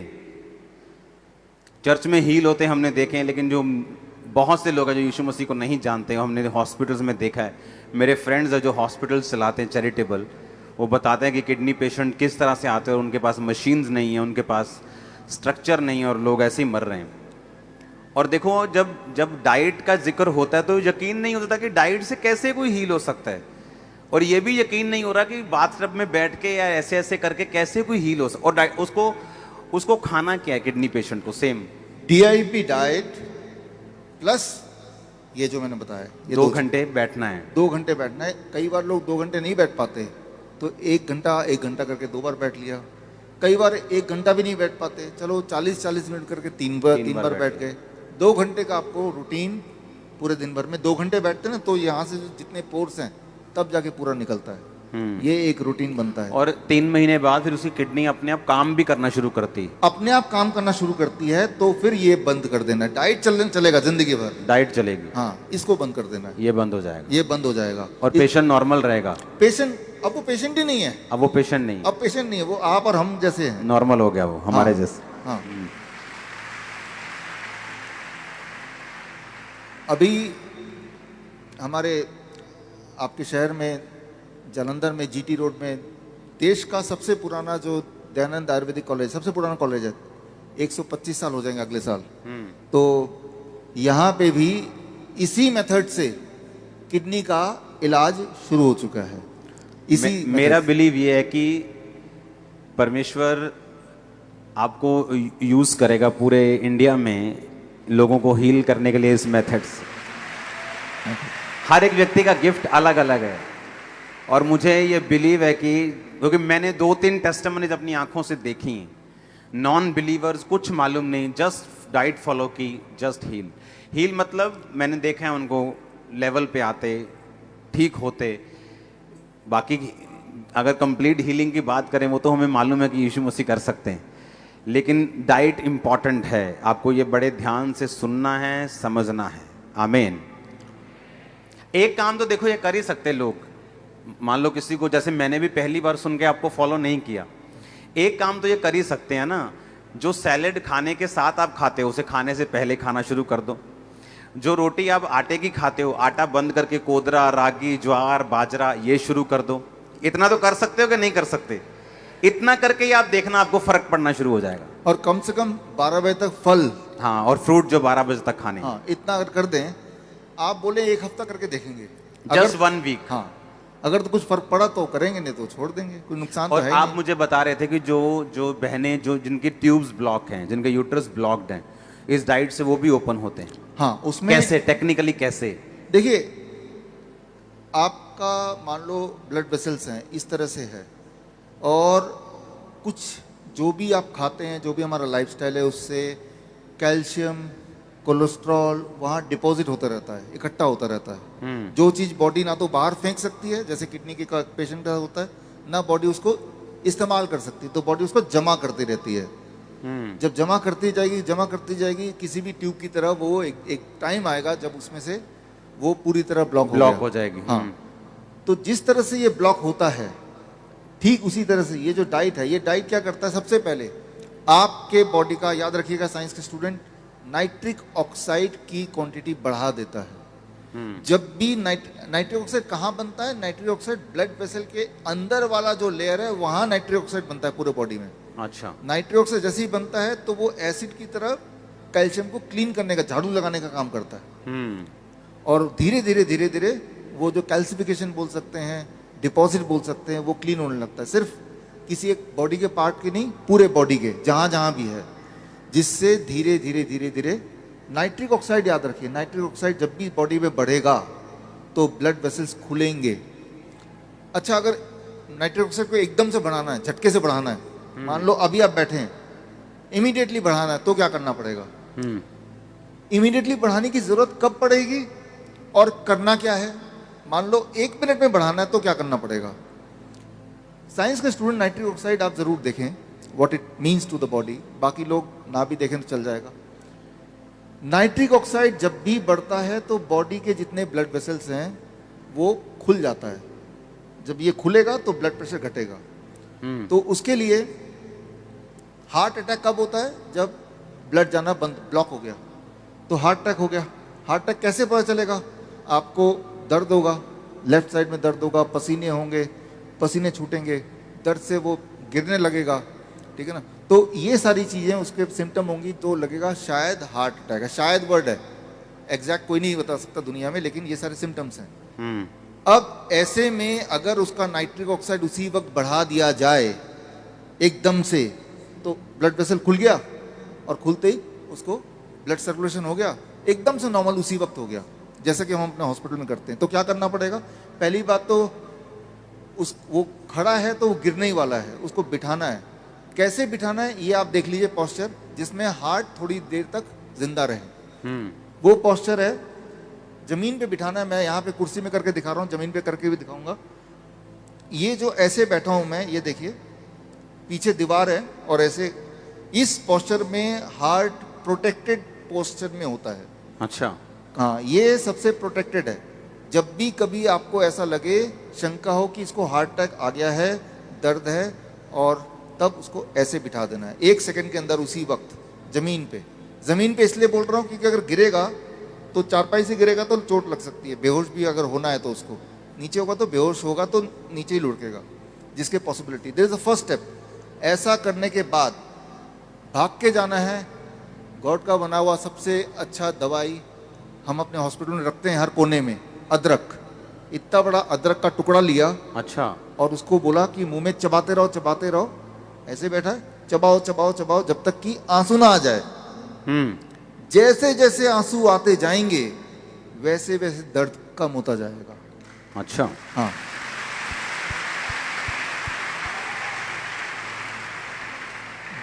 दो बातें हैं, चाहे वो हार्ट अटैक हो, चाहे वो ब्रेन स्ट्रोक हो, पैरालिसिस आ गया, बॉडी का एक पार्ट काम ही नहीं कर रहा अचानक, तो वो चबाता जैसे गया। ब्रेन में किसी का क्लोट हो जाए और वो बेहोश हो जाता है, अगर तो बेहोश हो गया फिर तो चबा नहीं सकता वो। अगर नहीं हुआ तो उसको चबाए, नहीं, हाँ, एक तो बेहोश नहीं हुआ तब तो चबाएगा वो। बेहोश हो गया तो उसको होश में लाना है। कैसे लाना है होश में? 1 सेकंड में लाना है, उसी वक्त। हर सेकंड उसकी ब्रेन डैमेज हो रहा है, उसी वक्त लाना है। उसका एक तरीका का ये जो हरी मिर्च है या लाल मिर्च है उसको कूट के जीभ के नीचे जैसे ही आपने रखते ही वो एक ट्रिगर करेगा और एटलीस्ट वो होश में आने लायक हो जाएगा। लाल मिर्च जो सूखी लाल जो मिर्ची पाउडर होता है वो मिर्ची पाउडर भी चल जाएगा या हरी मिर्च भी चल जाएगी। आपने कूटा, फटाफट जीभ के नीचे उसको डाल दिया, उस वक्त तो वो बेहोश है, उसको पता भी नहीं चलेगा, लेकिन एकदम से होश में आएगा। होश में आते ही अब चबाना शुरू कर दिया। तो पहले तो हम होश में लाते हैं, हमारी जो इमरजेंसी हेल्पलाइन नंबर है उसमें भी ये करते हैं। हमें पता है कि घर में ये दोनों चीज़ तो मिल ही जाएगी, ये तो हर एक के पास होगा ही। वैसे भी जब तक आप डॉक्टर को बुला रहे हैं, एम्बुलेंस को बुला रहे हैं, तब तक आप तब तक तो पेशेंट, मोस्टली हार्ट के पेशेंट तो वैसे भी खत्म हो जाते हैं। तो ये दोनों चीज अगर नहीं भी है तो आप रखिए और परिवार के लोगों को पहले से ही बता के रखिए, पता नहीं कब जरूरत पड़ जाए। तो भगवान का दिया हुआ दवाई है, घर पे ही है, इस्तेमाल करना नहीं आता। अगर किसी के ब्रेन में क्लॉट आ गया तो वो क्लॉट कैसे खत्म हो सकता है? डाइट से? एक तो इमरजेंसी में कैसे खत्म होगा ताकि एटलीस्ट सर्कुलेशन बना रहे, वो तो इससे। उसके बाद नहीं, एक बार ही खाना है अदरक, बस इतना उतना लेना है ताकि वो नॉर्मलाइज हो जाए, उतने एक बार। अगले दिन कुछ नहीं खाना, फिर डाइट पे आ जाना है। फिर डाइट पे आ जाना। इसका मतलब ये है कि आपके हार्ट में देयर इज ए ब्लॉकेज। अब उसको धीरे धीरे खत्म करना है। वो एक दिन में खत्म होगा नहीं, क्योंकि एक दिन में होना नहीं था। धीरे मतलब ये अदरक वाला प्लान एक दिन ही करना, 2-3 दिन नहीं करना। नहीं, उसी वक्त करना जब वो इमरजेंसी मेडिसिन है ये। आप ऐसे भी अदरक चबा के देखो, आंसू आने लगेंगे आपको, ऐसे ही टेस्टिंग के लिए। और वो चबाना पड़ता है कई बार पेशेंट को 10-15 मिनट तक चबाता रहता है, आंसू आते रहते हैं, वो ठीक होता रहता है, रिवाइव होता रहता है। हाथ चलने लगे, पैर चलने लगे, वो खड़ा होने लगा, फिर जब ठीक हो गया चबाना बंद कर दिया। 15 मिनट तक भी कोई बात नहीं, चबाएगा। उसको अच्छा नहीं लगता लेकिन आंसू आ रहे हैं, लेकिन चबाएगा। लाइफ एंड डेथ का मामला है ना। तो हार्ट को रीस्टार्ट करने का ये तरीका जो कोई भी कर सकता है घर पे, ये आपको समझना है और आपको लोगों को समझाना भी है। ये बड़ा आसान है। 2 ही चीज़ें हैं, हार्ट और दूसरा है लंग्स। सांसें अगर रुक रही हैं, आपने देखा पिछले 2 सालों में लोगों को ऑक्सीजन सिलेंडर नहीं मिल रहा, तो वो ऑक्सीजन सिलेंडर, देखिए यहाँ पे कितना ऑक्सीजन है ना। और जब आप सांस ले रहे हैं, आप ऑक्सीजन ले रहे हैं या हवा ले रहे हैं? एक्चुअली हम हवा ले रहे हैं। हमारी बॉडी ऑक्सीजन के लिए नहीं बनी, सिर्फ हमारी बॉडी हवा को लेने के लिए बनी। हवा में एक पार्ट ऑक्सीजन है, छोटा पार्ट वो भी। और जब ऑक्सीजन सिलेंडर लेते हैं तो मुख्यतः उसमें ऑक्सीजन ही होता है। हवा में नाइट्रोजन, बाकी चीजें भी, नाइट्रोजन होती है ज्यादा नाइट्रोजन। तो जबकि सिलेंडर में वो ऑक्सीजन ही होता है मोस्टली, और जितना ऑक्सीजन सिलेंडर लगाएंगे उतना निमोनिया बढ़ता जाएगा। तो वो एक तरह से ठीक नहीं कर रहा, थोड़ा बहुत आराम देगा शुरू में, बट वो अंदर से बीमार करेगा। हमारे जो कोविड सेंटर थे, तो हम देश का सबसे बड़ा कोविड सेंटर अहमदनगर में 1100 बेड वाला हमारा था। उसमें ना तो हमारे ऑक्सीजन सिलेंडर था, ना वेंटिलेटर था, ना दवाइयाँ थी। हम कैसे ठीक करते थे ऐसे पेशेंट को? आप क्या कर सकते हैं, अगर ऐसा किसी को देख रहे हैं सांसें नहीं आ रही हैं, एम्बुलेंस बुला रहे हैं, डॉक्टर बुला रहे हैं, वो सब ठीक है, लेकिन उस वक्त क्या करेंगे जब तक कि बाकी लोग नहीं आ रहे? एक बात याद रखिए, ध्यान से मुझे देखिए। अभी जब भी सांसें नहीं आ रही हैं, जब वो खड़ा रहेगा तो सांसों में तकलीफ ज़्यादा होगी। जब वो ऐसे बैठेगा जैसे मैं बैठा हूँ, सांसों में तकलीफ बहुत ज़्यादा होगी। अभी अगर आप में से कोई भी इस तरह से बैठेंगे, घर जाके बैठ के देखिएगा, तो एक अच्छा खासा इंसान भी सांस लेने में उसको तकलीफ होगी। जैसे मुझे भी अभी तकलीफ हो रही है सांस लेने में। सांस ठीक से लेना है तो नहीं, क्योंकि मेरा जो हार्ट है, हार्ट लंग्स के ऊपर है, लंग्स की कैपेसिटी मेरी कम हो गई। आप देखेंगे जिसको भी सांस की तकलीफ होता है, वो ना जाने क्यों वो ऐसा ही लेटा होता है ऐसा ही लेटा होता है वो। तो ये सांसों की तकलीफ को बढ़ाता है। तो पहले तो ऐसे पीठ के बल लेटने नहीं देना है। तो क्या करना है उसको, जैसे ही आप ये जादू करके देखिएगा, अगर कभी ऐसा मौका आता है तो। हम अपने पेशेंट को करते हैं हमारे हॉस्पिटल्स में, उसको ऐसे बिठा देते हैं। अब भी आप ऐसे अगर बैठे हैं, आप में से जो लोग ऐसे बैठेंगे, आप देखेंगे इसी वक्त सांसें एकदम से बड़ी अच्छी सी सांस आती है, खुल के आती है। ऐसे बैठेंगे तो खुल के आएगी, और जैसे जैसे पीछे जाएंगे आपकी सांसें अटकती जाएंगी। आप देखेंगे जो लोग सांसों के पेशेंट होते हैं, उनको वो ऐसे ही लेटे रहते हैं और कहते हैं सांसें नहीं आ रही। हम बोलते हैं ठीक से बैठ जाओ, अब आ रही है, हाँ आ रही है, आप घर जाओ आराम से। तो साइंस के स्टूडेंट साइंस समझिए, क्योंकि साइंस नहीं समझेंगे तो आप बिलीव नहीं करेंगे। इसे कहते हैं मेडिकल भाषा में प्रोन वेंटिलेशन। प्रोन वेंटिलेशन वो क्या होता है? पेट के बल जैसे ही आप लेटते हैं तो आपका हार्ट नीचे है, लंग ऊपर है, लंग्स की कैपेसिटी 20% बढ़ गई है। इतना बढ़ने से ही पेशेंट की सांसें वापस आने लगती हैं। इस सांसों में एक आखिरी बात बताता हूं, इमरजेंसी में जब ये भी काम नहीं करे तो एक बात याद रखिए, आपके ये जो एरिया है जहां मैंने अपना फिंगर घुमाया है, मुंह का एरिया, इसके पीछे छोटे छोटे रिसेप्टर हैं।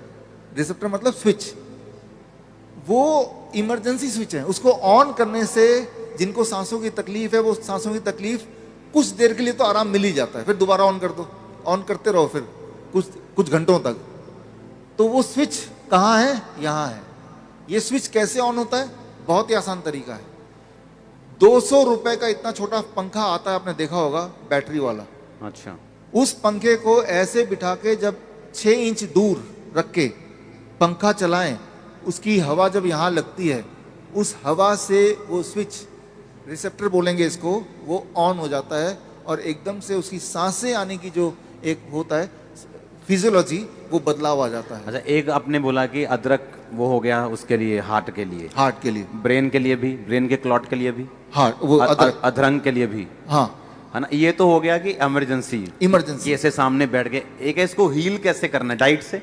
डाइट से हील करना है। डाइट क्या करेगा? Over a period of time काम करेगा, लेकिन उस वक्त उसको आराम देना है। उस वक्त आराम देने के बाद यही सिंपल डाइट, DIP डाइट। हाँ। और आप बता रहे थे कि जिसको कैंसर है उसको पत्ते ऐड करने हैं अपनी वेट के आधे। अगर वो 80 किलो है तो 40 ग्राम। देखिए, कैंसर है या अनयूजुअल हाई ब्लड शुगर है, और DIP डाइट के बाद भी जैसा बता ही रहते हैं, फिर भी कुछ लोगों का कंट्रोल नहीं हो रहा या पूरी तरह कंट्रोल नहीं हो रहा, हाँ, तो फिर पत्ते, चाहे मूली के पत्ते हो, पान के पत्ते हो, धनिया, पुदीना, राइट, तो वो पत्ते लिए कितने? आपके बॉडी के वेट का आधा। मेरे बॉडी का वेट है 70, तो 70 का आधा 35 ग्राम। 35 ग्राम। हाँ, लंच से पहले चबा चबा के खा लिया। मतलब वो सलाद खाना है? उससे पहले, सलाद से भी पहले पत्ते खाने हैं, हाँ, फिर सलाद खाना है, हाँ, फिर खाना नहीं खाना। अब ये डिपेंड करता है कि कैंसर का पेशेंट अगर है, बहुत पेन में है, तो खाने को हम बंद थोड़ी देर के लिए खाना बंद। अगर फर्स्ट स्टेज कैंसर है, सेकंड स्टेज कैंसर है, फिर खाना खाए, तो फिर खाना खा सकता है। हाँ। पर ये पत्ते और सैलड खाने के बाद, पत्ते पहले खाना है, फिर सैलड, उसके बाद खाना। और एक दिन में ग्रीन और रेड जूस मिक्स करके पीना है, एक गिलास। या तो मिक्स करें, या एक दिन ग्रीन एक दिन रेड कर लें, अलग अलग कर लें। पत्ते लंच में भी और पत्ते डिनर में भी। ये जो पत्ते हैं, याद रखिए, ये दवा है। पत्ते जब आप लेंगे, एक दिन करके देखिए, कोई अगर इंसुलिन डिपेंडेंट पेशेंट हो, जो इंसुलिन लेता हो, अगर कहीं ये वार्निंग है, वो ये पत्ते ऐड कर दिया DIP डाइट में, तो उसकी मजबूरी होगी पहले 3 दिन के अंदर ही उसके इंसुलिन को कम से कम कम करना पड़ेगा। 40% मजबूरी हो जाएगी, उसको बार बार देखना पड़ेगा, नहीं तो बहुत नीचे चला जाएगा इंसुलिन उतना ही ले तो कैंसर के पेशेंट की बात कर रहे हैं हम। कैंसर के 2 चीजें हैं, एक तो है कि धीरे धीरे ठीक कैसे करें, दूसरा है इमरजेंसी में क्या करें। मान लो उसको दर्द आ गया, कैंसर के पेशेंट को पेन की सबसे ज्यादा दिक्कत होती है, राइट। ऐसा दर्द कि जो सह ना सके, ऐसा दर्द जो मॉर्फिन से भी वो ठीक ना हो पाए, उसको क्या करना है? अभी आपको मैंने हॉट वाटर इमर्शन का दिखाया था, वो टब वाली वीडियो दिखाना फिर से। हाँ, वो टब वाली वीडियो जो दिखाया था, वो सिर्फ और सिर्फ किडनी पेशेंट के लिए नहीं है, वो कैंसर पेशेंट के लिए भी है। वो भी इसमें बैठ सकते हैं, वो भी इसमें बैठ सकते हैं। लेकिन एक बात जो आपने बोली थी, गरीब लोग क्या करेंगे? हाँ, जो हॉस्पिटल नहीं आ सकते वो क्या करेंगे? उसका इंतजाम भी कर लिया हमने, उसका जुगाड़ कर लिया। घर में आपके जैसे लोगों ने ये सुन के घर जाके किस तरह से अपना जुगाड़ किया, गरीब से गरीब आदमी, टब बना लिया उन्होंने। हाँ, और कैसे बनाया? वो होममेड वीडियो प्लीज दिखाएं, होममेड वाला वीडियो। ये देखिए, ड्रम के अंदर। अच्छा, ये भी काम कर रहा है। ओह वाह। पर इसमें गले तक पानी नहीं आ रहा? कोई बात नहीं। अच्छा, छाती तक आ रहा है। 2.5 घंटे बैठ जाएगा वो। अच्छा, ठीक है। हाँ, थोड़ा ज्यादा बैठ जाएगा वो। ये किडनी के पेशेंट है, और सेम कैंसर पेशेंट भी इससे। Cancer patient, kidney patients. ये फ्रिज को दरवाजा निकाल दिया, फ्रिज का। अच्छा। 2000 रुपए का फ्रिज, हाँ, सेकेंड हैंड, दरवाजा निकाल दिया।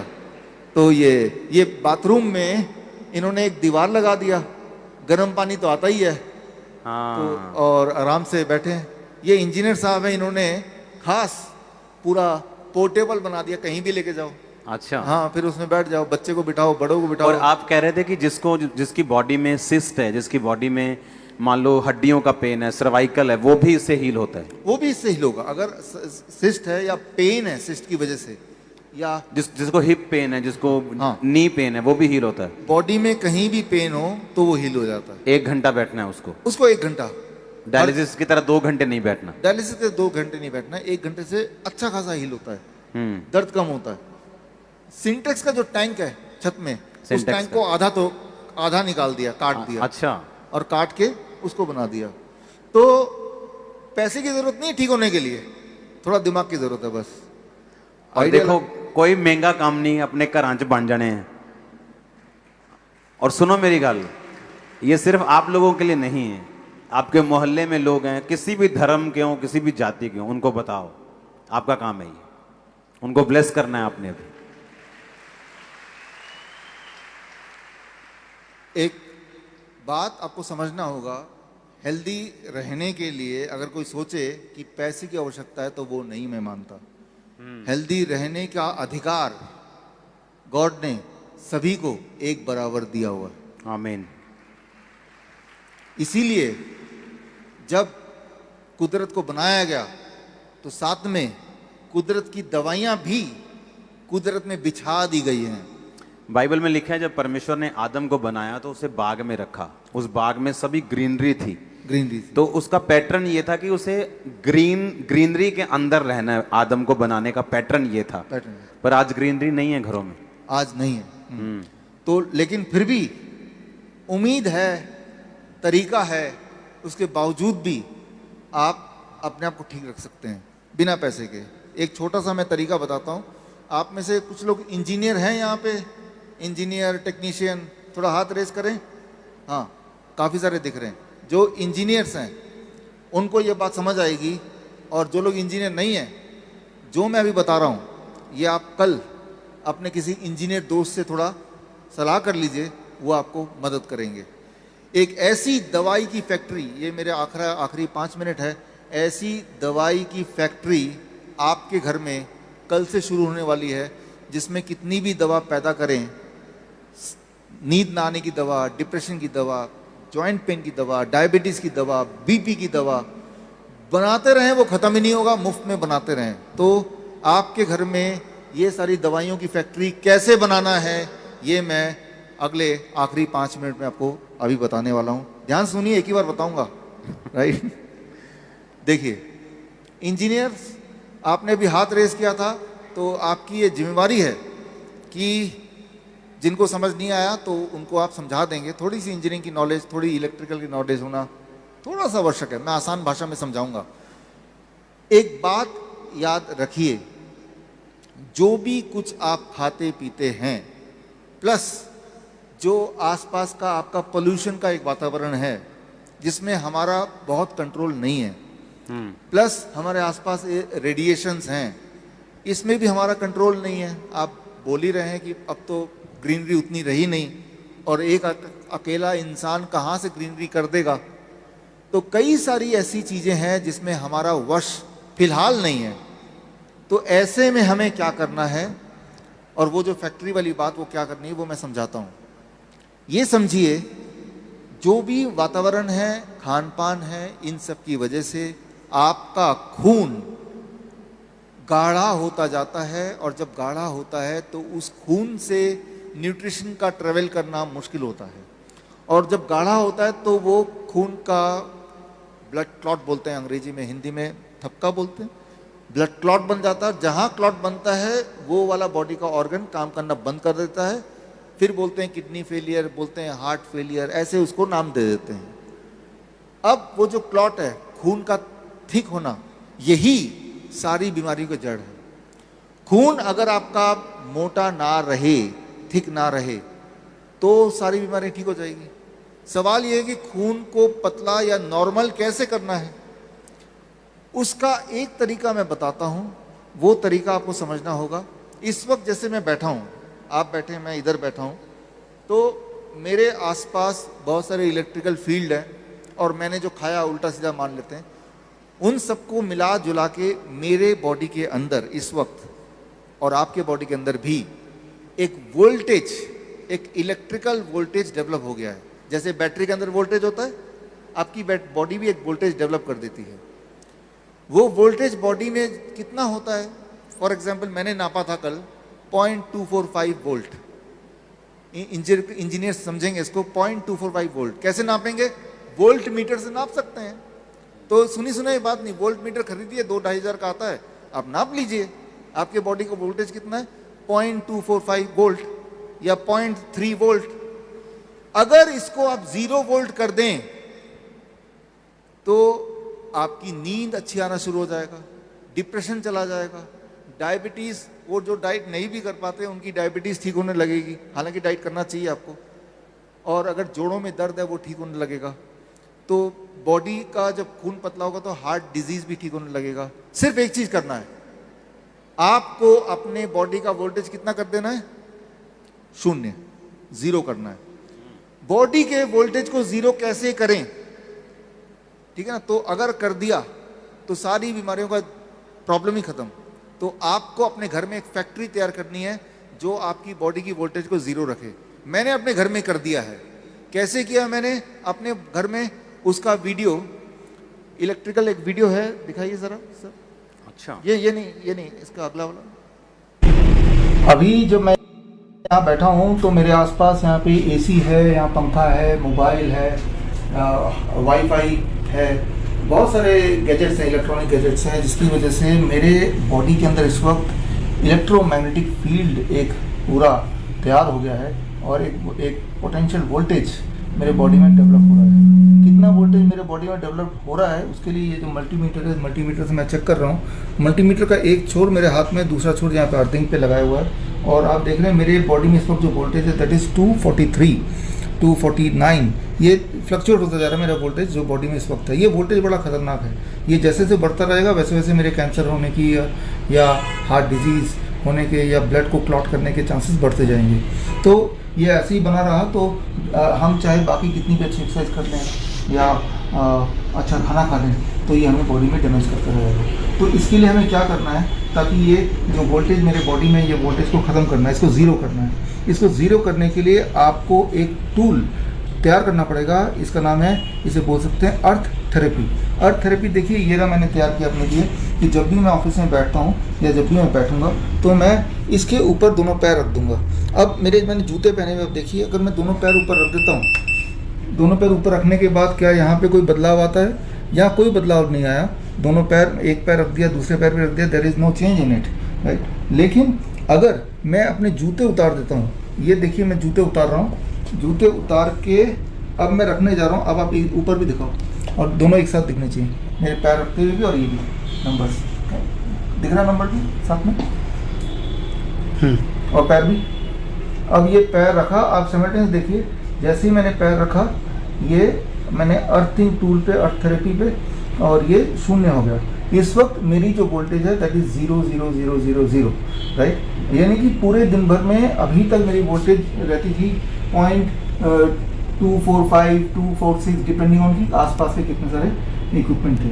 लेकिन अब मैं चाहता, अब मैंने पैर हटा लिया, हटाते ही अब देखो दोबारा से मेरे बॉडी में वोल्टेज जनरेट हो गया। तो ये जो अर्थिंग टूल है, ये अगर आप अपने बना लें घर पे, और जब ऑफिस में जब भी काम कर रहे हैं, घर पे जब बैठते हैं, इस तरह से आप अगर बैठते हैं तो ये दोबारा से ऑन करना पड़ेगा।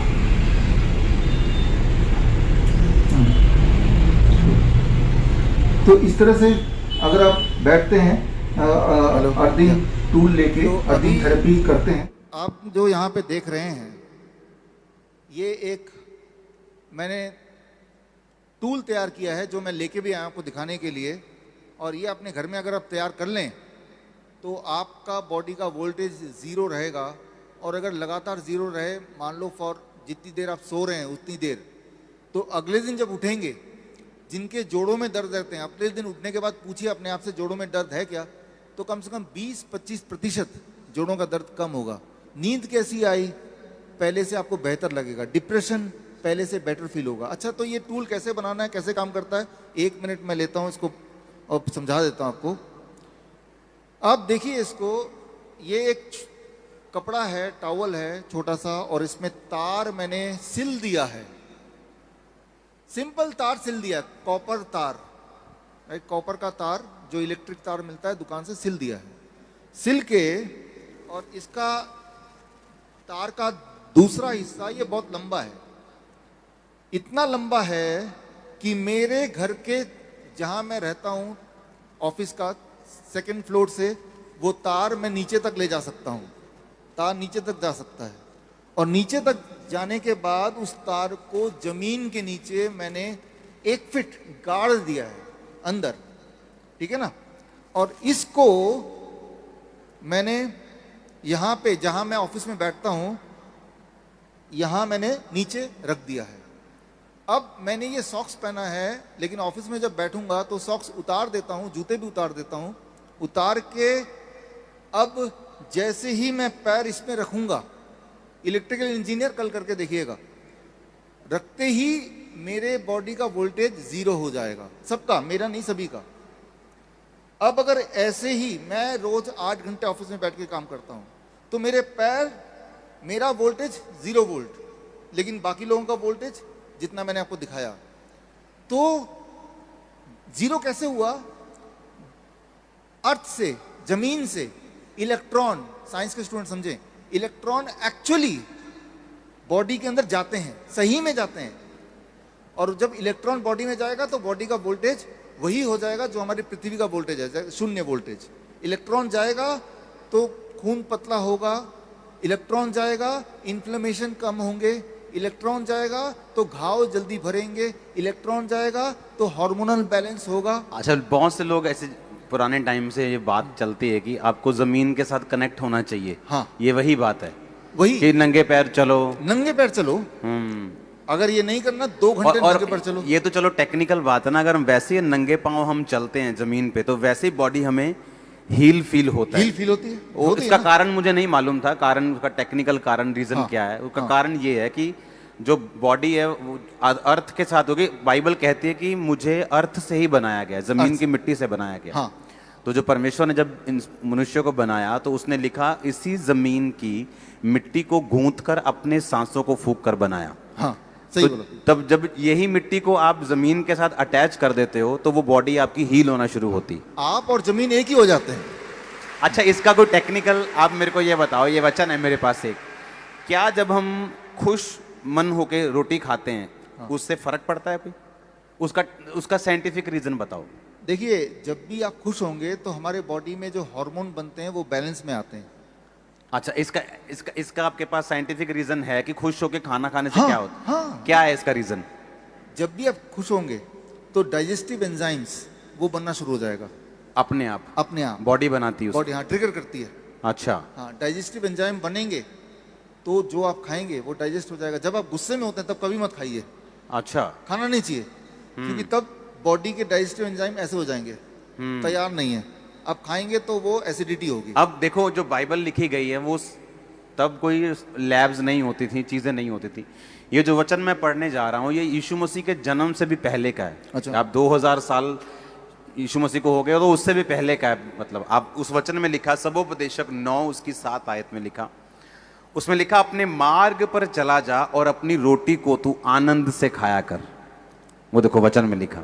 सिंपल बात है, सिंपल बात है कि अगर परमेश्वर कह रहा है कि जो तू रोटी खाएगा उसे आनंद से खाना है। हाँ। उसे डिप्रेस होके नहीं खाना, गुस्से में नहीं खाना, अपना काम कर और अपनी रोटी को विद पीस और जॉय के साथ तूने खाना है। Yes। और इसका आज साइंटिफिक रीजन ये है कि जब हम खुश होकर खाना खाते हैं तो हमारे डाइजेस्टिव जो एंजाइम्स हैं वो बॉडी पैदा करती है और खाना पचता है, और खाना पचेगा तो बॉडी हील होगी। यस, सिंपल सिंपल तरीका ये। यीशु मसीह के वचन के लिए तारीफ कर दो जोर से। अब यही सुनो, अब यही बात आपको साइंटिफिक तरीके से हम बता रहे हैं कि अगर आप एक तार को अपने पाँव के नीचे रख के जमीन में गाड़ दोगे तो चाहे आप ऑफिस में बैठे हो, लेकिन अब हर बंदा जमीन पे बैठ के काम नहीं कर सकता, लेकिन आपने एक बिब्लिकल तरीके को पूरा कैसे किया कि आपने तार से अपने आप को पृथ्वी जोड़ लिया, में जोड़ लिया। जिस मिट्टी से में हम बने हैं उसको अपने आप से जोड़ लिया, कनेक्ट कर लिया। ताकि वो जो हीलिंग परमेश्वर ने मुझे दी है वो मेरी बॉडी में एंटर करे। हाँ। और जो रोटी मुझे खानी है वो आनंद से खानी है, और वो खानी है जो परमेश्वर ने बनाई। God ब्रेड बिस्किट जो इंसान ने बनाया वो नहीं खाना, गॉड मेड खाना है, मैन मेड नहीं खाना है। ब्रेड बिस्किट रस रस वो नहीं खाना, वो नहीं खाना क्योंकि है। वो इंसान ने बनाया। हाँ, ह्यूमन मेड नहीं खाना है, नहीं इंसान ने खाना। बनाया नहीं खाना है, जो परमेश्वर ने बनाया वही खाना है। वो खाना है। खाना खाने से Oh, पूछो Jesus, पहले कि- हालेलुया। इसमें एक चीज जोड़ूंगा, रात को जब आप सोते हैं, सोने से पहले ऐसा एक और बना के आप रख के सो सकते हैं। कोई करंट ना छोड़ दे। नहीं नहीं, करंट नहीं छोड़ेगा। पृथ्वी से जुड़ने से करंट नहीं छोड़ सकता, नहीं तो करंट लगेगा तो जब आप चलने लगेंगे रास्ते में तब भी करंट लगेगा, है ना। तो ये तार है लेकिन ये पृथ्वी से जुड़ा हुआ है। तो आप जब सो रहे हैं तो आप और पृथ्वी एक हैं 0 वोल्ट में। जब हम पृथ्वी के, जो पुराने लोग होते थे वो जमीन पे सोते थे, तभी जमीन पे तभी सोते वो हेल्थी थे, थे, तभी हेल्दी थे। आनंद से खाते थे, ज्यादा पैसे का चक्कर नहीं, वो ले लूं, वो हेल्थी थे। और यही खाते थे, कच्चा फ्रूट ज्यादा खाते थे, यही खाते थे। तभी हेल्थी थे। तभी हेल्दी थे। तो इसका मतलब हमें वही खाना है जो पुराने हमारे पूर्वज खाते थे, हाँ, ये और कोई- वही करना है जो वो करते थे। हाँ, ये कोई नई कि बात अगर नहीं। आज मैं 10वें मरले पे हूं तो आज मेरे पास तरीका है कि मैं जमीन से कनेक्ट हो सकता हूं, जमीन से कनेक्ट होना है, कुछ भी करके, कुछ भी करके। कुछ भी करके, कोई बहाना नहीं चलेगा यहाँ पे। ओ जीसस। आप लोग तो जमीन से कनेक्टेड ही ऑलरेडी अभी। हाँ, और जब जमीन से हम कनेक्ट होते हैं, अगर खाना भी मैं, अगर मेरे बच्चे जो हैं वो खाना, उनको मैंने सिखाया कि जमीन पे बैठ कर खाओ, हाँ, तो मेरे को ऐसा फील होता है जब आप बाइबल कॉलेज में हमारे वो लॉन बना हुआ है, जब लॉन पे हम चलते हैं नंगे पाँव या पैर से, तो वो कनेक्शन फील होता है कि परमेश्वर ने हमें इसी पृथ्वी से बनाया है। हाँ, लिटरली इलेक्ट्रॉन बॉडी में आते हैं उसी वक्त। जिस तरह से खाना खाना जरूरी है, इलेक्ट्रॉन बॉडी में आते हैं। जैसे मोबाइल चार्ज करते हैं तो चार्ज आता है, वैसे। तो अभी कंक्लूसिवली आपने देखा, हील होने के लिए वही गर्मी, वही पानी, वही मिट्टी, वही फल, वही सब्जी, यही आपकी दवा है, यही खुशियों का राज है। दवाइयों से जो नंबर्स कम होते हैं, अगर दवाई हम खा रहे हैं तो वो शुगर के नंबर कम हो रहे हैं, लेकिन वो बॉडी हील नहीं हो रही उसकी। दवाइयों से नंबर भी कम नहीं होते। अगर तो नंबर कम होते तो दवाई बढ़ानी क्यों पड़ती है? वो तो धीरे धीरे बढ़ानी ही पड़ती है उनको। हाँ, यानी कि अल्टीमेटली नंबर कम दवाइयों से नहीं हो रहे हैं, एक पल के लिए कम हो रहे हैं, लेकिन फिर अगले दिन और अगले साल और धीरे अगले धीरे साल। दवाई नहीं बढ़ाएंगे तो नंबर स्टेबल नहीं रहेंगे। एक्चुअली दवाई से नंबर कम नहीं होते, टेम्पररी कम होते हैं, बस उस वक्त के टेम्परेरी लिए। कम होते हैं।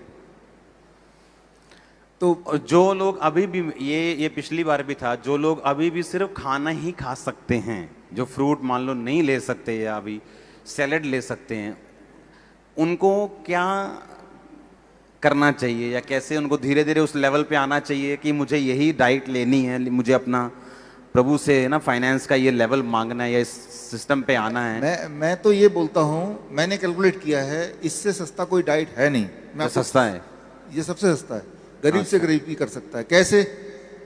फॉर एग्जाम्पल मैं कैसे करता हूँ, 1 दर्जन केला और 1 बड़ा तरबूज से पूरा परिवार पेट भर के खाएगा, तब भी रह जाएगा। डीआईपी डाइट के अनुसार। हाँ, ठीक है। तो ये 2 चीज कहीं भी मिलती है पूरी दुनिया में, और हर बार सस्ती ही मिलती है। और वैसे भी अगर बीमार होकर दवाई खाने से अच्छा है ये खाओ। दवाई में भी तो, मेडिसिन में भी तो पैसा लगेगा। हम्म। पहली बात, पालक कितना सस्ता है, टमाटर कितना सस्ता है। तो आप गाजर मूली कहाँ महंगा है, लेकिन उसको जब पकाते हैं, तेल भी खर्च करते हैं, ईंधन खर्च करते हैं, तब तो महंगा बन जाता है ना। तो ये कहने वाली बात है। और फिर जब बीमार पड़ते हैं, दवाइयों पे खर्च करते हैं, डॉक्टरों ऑपरेशंस पे। ऊपर से इंपॉर्टेंट है कि उन दिनों पे आप अपने काम पे नहीं जा सकते। उल्टा जो काम पे जा रहा है वो भी आपके काम पे लग जाता है, आपको डॉक्टर के पास ले जाने में। तो ये महंगा नहीं है, ये बहाना जरूर हो सकता है, बट महंगा है नहीं। तारीफ करो जोर से। आओ प्रार्थना करें सब। मेरा बिलीव है कि आप लोग ब्लेस्ड हो। आमीन। सब लोग खड़े हो जाओ, अपने हाथों को उठाओ, मास प्रेयर के लिए तैयार रहो। सुनो मेरी बात, जितने जनों ने सुना है आप इसे फॉलो करेंगे। आमीन। ये इंटरनेट पे चला जाएगा, आप इसे फॉलो करेंगे, ये आपकी डिलीवरेंस के लिए मोस्ट इंपॉर्टेंट चीज है आप लोगों के लिए। आने वाले दिनों में सुसमाचार को एक हाईएस्ट लेवल पे लेके जाएंगे आप। स्पिरिचुअल खुराक को आप ले रहे हो, इस खुराक को आप घरों में लेंगे, खुदा का वो काम होगा जो पहले कभी नहीं हुआ था यीशु मसीह के नाम में। आप अपने हाथों को उठाओ, डॉक्टर साहब को विदा करने का टाइम आ चुका है, फिर हम प्रार्थना में जाते हैं। अपने हाथों को उठाओ। Thank you Jesus. खुदावन हम प्रार्थना करते खुदा